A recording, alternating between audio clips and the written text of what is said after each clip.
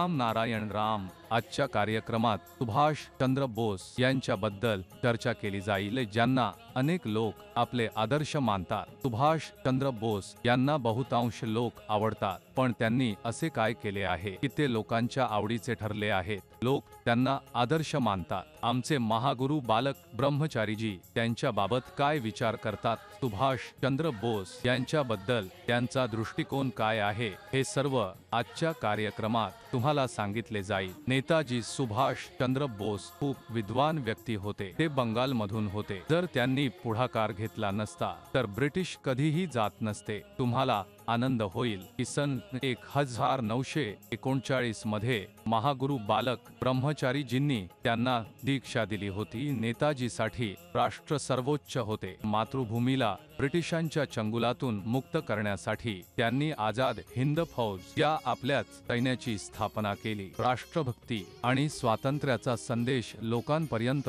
पोहोचवण्यासाठी बर्लिनमध्ये free India सेंटरची स्थापना केली आणि आझाद हिंद रेडिओ सुरू केला, ज्याद्वारे त्यांनी स्वातंत्र्य लढ्याला पुढे नेले। त्यांचा विचार होता की आपल्याला राष्ट्रीय रक्षणाची अशी मजबूत पायाभरणी करावी लागेल की भविष्य काळात आपली स्वातंत्र्याची अस्मिता कधीही धोक्यात येऊ नये। भारताच्या स्वातंत्र्यात अनेक लोकांनी आपापली भूमिका पार केली, पण सुभाष चंद्र बोस यांनी जी भूमिका घेतलीचा सामना कदाचित कुणीही करू शकणार नाही। महागुरु बालक ब्रह्मचारींनी नेताजींना दीक्षा देताना म्हटले होते, जा आणि देशाच्या समाज सेवेसाठी कार्य करा। धर्म आणि जातीकडे दुर्लक्ष करून महागुरु नेहमीच सर्वांना हे शिकवतात की या पृथ्वीवर जितके लोक आहेत ते सर्व समान आहेत। सर्वजण आकाश, पृथ्वी आणि निसर्गाचे संतान आहे। या विचाराशी संबंधित त्यांनी संतान दलाची स्थापना केली, ज्या ठिकाणी सर्वांना समान मानले जाते, कुणाचा कुणाशी भेद नाही। महागुरु म्हणतात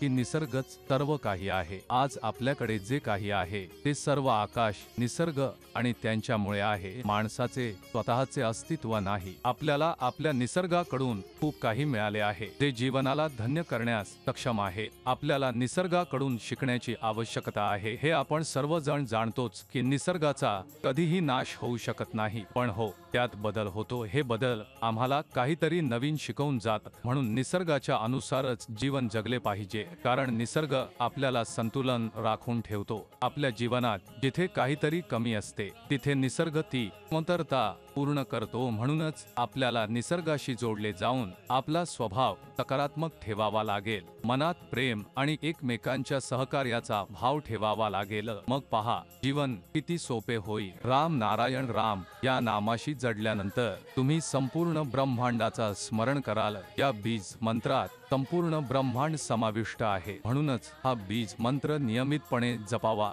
यात ती शक्ती आहे जी संपूर्ण सृष्टीला आपल्या आत सामावून घेत आहे। कित्येक लोक या नावाशी जोडले गेले आणि त्यांनी आपले जीवन बदलले। तुम्हीही या पवित्र नामाशी जोडला जा आणि त्याचा प्रसार करून समाजाला प्रेरित करा।